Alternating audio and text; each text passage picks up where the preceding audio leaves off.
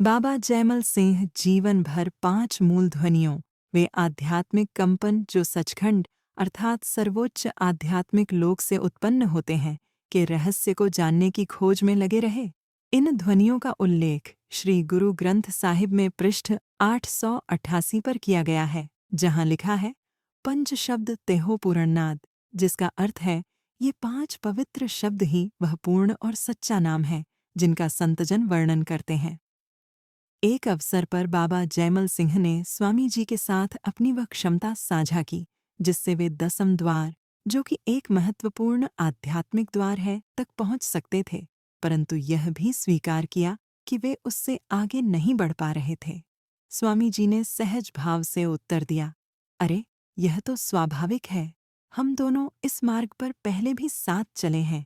अपने पिछले जन्म में तुमने तीसरे आध्यात्मिक स्तर को सिद्ध कर लिया था, इसी कारण इस जन्म में तुम इतनी जल्दी यहाँ तक पहुँच गए हो और अब आगे बढ़ने में रुकावट महसूस हो रही है। एक सत्संग सभा में बाबा जयमल सिंह ने संगत को आश्वस्त करते हुए कहा, जिस किसी ने नाम दीक्षा ली है वह अवश्य ही संतों द्वारा दिखाए मार्ग के माध्यम से सचखंड तक पहुंचाया जाएगा। एक सत्संगी ने उनसे पूछा, यदि आपके उत्तराधिकारी में इतनी शक्ति या पहुंच न हो कि वह ऊंचे आंतरिक लोकों तक आत्मा को ले जा सके, तो उस दीक्षित आत्मा का क्या होगा? बाबा जयमल सिंह ने उत्तर दिया, गुरु आत्मा को वहां तक ले जाता है जहां तक वह स्वयं पहुंचा हुआ होता है।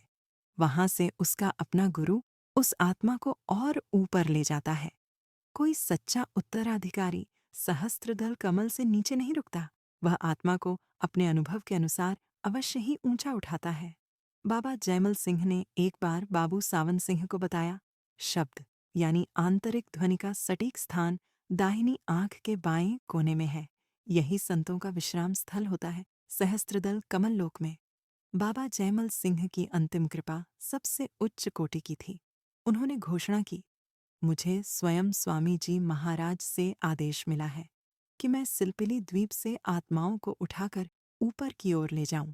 बाबा जयमल सिंह ने कहा, भजन सुमिरन से बढ़कर कोई कार्य महत्वपूर्ण नहीं है। इस अभ्यास को प्रतिदिन बढ़ाओ, कभी घटने मत दो। जब भी कोई वर्ल्डली ड्यूटी पूरी हो जाए, उस खाली समय को व्यर्थ मत जाने दो, न ही चित्त की धार को इधर उधर भटकने दो, क्योंकि यह समय फिर कभी नहीं मिलेगा, एक पल के लिए भी नहीं। जब तक यह शरीर है, हमें शब्द धुन में अपनी जगह बनानी है।